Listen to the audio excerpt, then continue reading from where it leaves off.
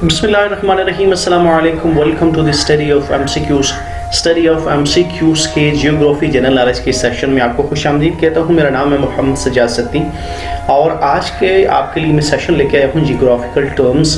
कुछ ऐसी टर्म्स हैं जो कि जियोग्राफी में काफ़ी ज़्यादा इस्तेमाल होती हैं और हमारे बहुत सारे फ्रेंड्स एंड स्टूडेंट्स को इस हवाले से कन्फ्यूजन है। इनके दरमियान जो माइनर डिफरेंस है, जो कॉन्सेप्ट्स इससे रेलिवेंट हैं, वो उससे ज़्यादा क्लियर नहीं होते हैं, कुछ कन्फ्यूजन्स पाई जाती है। तो मैंने सोचा कि इस हवाले से एक वीडियो बनाई जाए जिसमें जो मेजर टर्म्स हैं, जियोग्राफिकल टर्म्स हैं, उसको डिस्कस किया जाए। तो आज के सेशन में ओशन, सी, स्ट्रेट, गल्फ, इस्थमस और बे के जो टर्म्स है उसके बारे से मेरा सेशन शामिल है। इसमें इस टर्म्स और से रेलिवेंट इन्फॉर्मेशन हम डिस्कस करेंगे। तो चलिए स्टार्ट करते हैं आज के इस सेशन को, देखते हैं कि किस तरह के इन्फॉर्मेशन आज के इस सेशन में शामिल है। तो for first term is ocean. N ocean is a large area of water between continents, यानी कॉन्टिनेंट्स के बीच में पाया जाने वाला जो लार्ज एरिया ऑफ वाटर है वो ओशन कहलाता है। ये कॉन्टिनेंट्स के बीच में पाया जाता है। Very big and join smaller seas together, ये काफ़ी बड़ा होता है समुंदर के मुकाबले में, सीज के मुकाबले में ये बड़ा होता है और मुख्तलिफ सीज को आपस में ये ज्वाइन करता है, मिलाता है। मुख्तलिफ सीज के मिलने से समंदर बहर बनता है, जिसे ओशन कहते हैं। Ocean cover 72% of our planet, यानी हमारी ज़मीन का जो 72% एरिया है, जिसे जियोग्राफिकल टर्म में बायोम्स में कहते हैं, वो ओशंस के ऊपर बेस करता है। The largest ocean is the Pacific ocean, दुनिया का सबसे बड़ा ओशन पैसिफिक ओशन है, जिसे उर्दू में बहरुल कायल कहते हैं। और ये 1/3 ऑफ द अर्थ सरफेस के ऊपर मुश्तमिल है, यानी पूरी दुनिया का जो 1/3% जो एरिया बनता है वो बहरुल कायल या पैसिफिक ओशन उसके ऊपर बेस करता है। स्मॉलेस्ट ओशन जो है वो आर्कटिक ओशन है, जबकि जो साउदर्न ओशन है ये एंटार्क्टिक ओशन भी कहलाता है, because it covers the area around the Antarctic circle. जो आर्कटिक सर्कल है वो नॉर्दर्न एरिया में पाया जाता है, नॉर्थ पोल की तरफ, जबकि जो साउदर्न ओशन है वो एंटार्क्टिक यानी साउथ पोल की तरफ पाया जाता है, इसे एंटार्क्टिक ओशन कहते हैं। The deepest ocean is the Pacific ocean. Pacific ocean largest ocean भी है और ये डीपेस्ट ओशन भी है, और पैसिफिक ओशन में ही एक डीपेस्ट पॉइंट पाया जाता है, इसे मैरियाना ट्रेंच कहते हैं, और इसकी डेप्थ जो है वो 11,000 मीटर्स है, while in feet it is 36,200 feet, 11,000 metre बनती है, जबकि फीट में 36,200 फीट बनती है। नंबर ऑफ ओशंस की हम बात करें तो there are 5 major oceans in the world. Number 1 is Pacific Ocean, number 2 is Atlantic Ocean, then Indian Ocean, Arctic Ocean and Southern Ocean. ये 5 बड़े ओशंस हैं जो दुनिया में पाए जाते हैं। अब हम पिक्चर की मदद से देखते हैं कि जो बड़े 5 ओशंस हैं कि उनकी कंपोजिशन किस तरह है, वो कहाँ कहाँ पाई जाती हैं। तो सबसे पहले हमने देखा था पैसिफिक ओशन, तो ये वाला सारा एरिया आपका पैसिफिक ओशन है। ये दुनिया का सबसे बड़ा ओशन हमने पढ़ा है कि 1/3 of the earth is covered by this ocean. चूंकि अर्थ जो है ये सफेद शक्ल में है तो लिहाजा ये दोनों तरफ ये पाया जाता है। 1/3 of the earth surface is covered by Pacific ocean. The second one is Atlantic ocean. दूसरे नंबर पे जो है वो अटलांटिक ओशन बड़ा ओशन है, और ये वाला जो पोर्शन आपको यहाँ तक नजर आता है ये सारे का सारा अटलांटिक ओशन जो है वो कहलाता है। ये तकरीबन 20% के करीब बनता है पूरी दुनिया का इस ओशन में। Third one is Indian ocean. ये वाला पोर्शन जो आपको इसके बीच में नजर आता है ये जो है वो इंडियन ओशन है। Next one is Arctic ocean. ये ऊपर वाला जो नॉर्थ पोल के ऊपर हमें ये एरिया नजर आता है ये जो है वो आर्कटिक ओशन कहलाता है, जबकि साउथ पोल की तरफ जो ये वाला एरिया में नजर आता है ये सदर्न ओशन कहलाता है। तो these are the 5 major oceans of the world. ये दुनिया की इस तरह की इनकी डिवीजन है, इनकी कंपोजिशन इस तरह है, ये इस तरह दुनियावी खित्तों में वाक़ हैं। ये जो आपको डार्क एरिया नज़र आ रहे हैं ये जो है वो कॉन्टिनेंट्स हैं। ये नॉर्थ अमेरिकन कॉन्टिनेंट है, ये साउथ अमेरिका है, यहाँ पे हम देखते हैं ये अफ्रीकन कॉन्टिनेंट है, यहाँ पे यूरोप है, और this one is Asia while this one is Australia. तो इस तरह ज़मीन और समुंदर का आपस में जो डिवीजन ये आपस में मिलाप है। Next one is sea are smaller than oceans. पहली बात जो सी वाले से बड़ी इंपॉर्टेंट है कि वो स्मॉलर देन ओशंस होते हैं। इसको आपने सिंपल फॉर्म में इस तरह याद करना है कि S for sea and S for smaller, these are smaller than oceans. Many seas से joins together and form oceans, while oceans are the larger major water bodies usually located where the land and ocean meets। इनकी जो सबसे बड़ी खूबी या खुसूसियत ये है कि जहाँ पे ओशंस और ज़मीन मिलते हैं ये उनके साथ इनका कनेक्शन होता है, यानी सी का कनेक्शन जो है ये ज़मीन के साथ होता है, ज़मीनी खित्तों के साथ इनक्लोज होते हैं, जुड़े हुए होते हैं या एसोसिएटेड होते हैं, इसीलिए कमर्शियल पॉइंट ऑफ व्यू से बड़े इंपॉर्टेंट होते हैं। जबकि जो ओशंस होते हैं these are the vast and large water bodies and mostly lies outside in a vast areas, that is why they are major or large water bodies। जबकि seas जो होते हैं partially enclosed by land, ये मुकम्मल तौर पर या जुज़वी तौर पर ज़मीन के साथ मिले हुए होते हैं या ज़मीनी खित्तों में घिरे हुए होते हैं। दूसरी बात जो sea के हवाले से है, these are salt waters and they are partially or totally surrounded by land। मुकम्मल तौर पर या कुली तौर पर ये ज़मीन के में घिरे हुए होते हैं, ज़मीन के साथ मिले हुए होते हैं। A sea can be landlocked from all of the sides। एक समंदर जो है वो लैंडलॉक्ड भी हो सकता है, यानी ज़मीन में घिरा हुआ हो सकता है चारों तरफ से, तमाम साइड से या कुछ साइड से, यानी पार्शली और फुली लैंडलॉक्ड हो सकता है, यानी ज़मीन के दरमियान घिरा हुआ हो सकता है। A sea may also be a body of salt water that is part of one of the oceans of the world। और सी जो है वो किसी समंदर का यानी ओशंस का हिस्सा भी हो सकता है, बल्कि मोस्ट ऑफ द जो सीज है they are part of the oceans.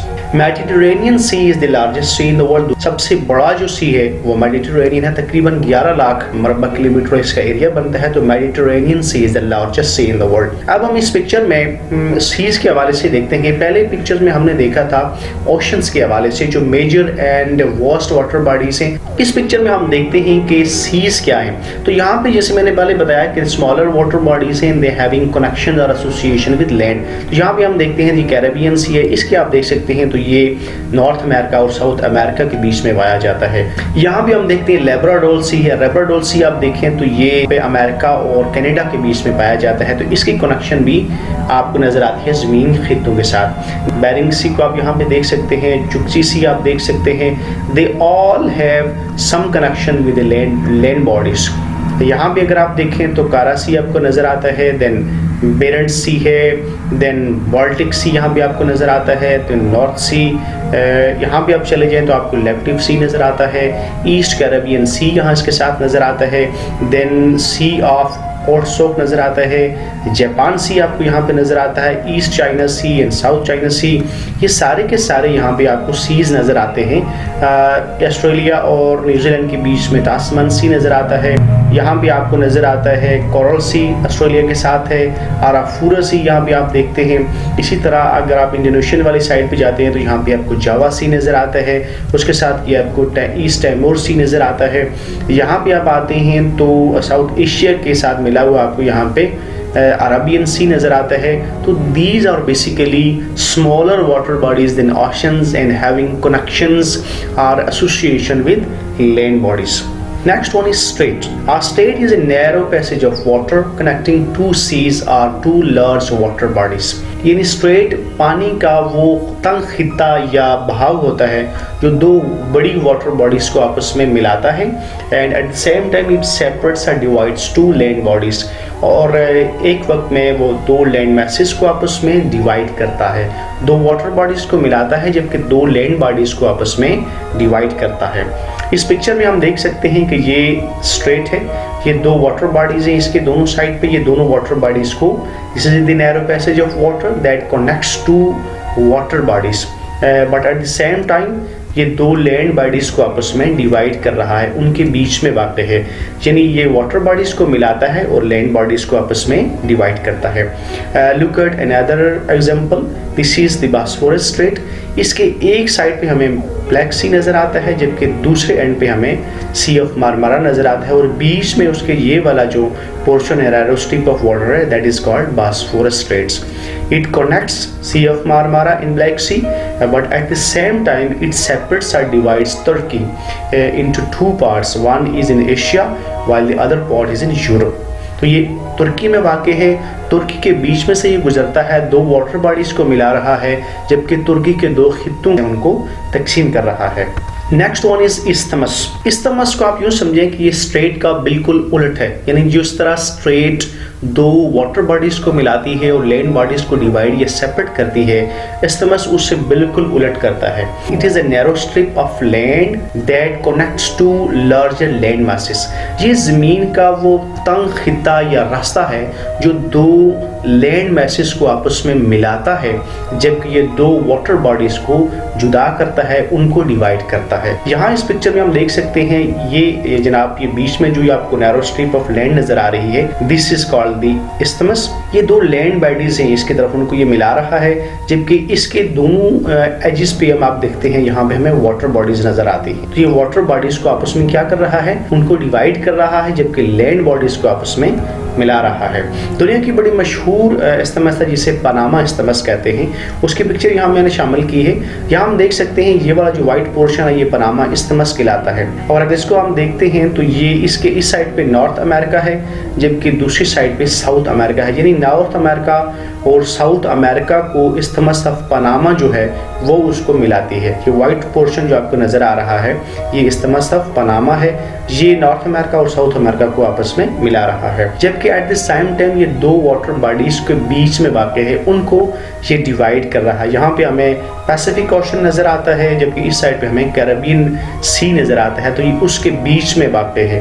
तो ये दो काम कर रहा है, ये लैंड बॉडीज को मिला रहा है, जबकि वाटर बॉडीज को डिवाइड कर रहा है. Next one is gulf. A gulf is large inlet from the ocean. ये एक बड़ी समुंदर का इनलेट है, अंदर की तरफ मुड़ा हुआ हिस्सा है जो कि जमीन या लैंड मैसेस की तरफ मुड़ता है with a narrow opening than bay, और इसका जो मुंह होता है या दाखिले का जो रास्ता होता है वो निस्बतन तंग होता है, छोटा होता है. यहाँ भी हम देख सकते हैं इससे पिक्चर में गल्फ ऑफ एडन हमें नजर आती है, जबकि दूसरी है पर्शियन गल्फ.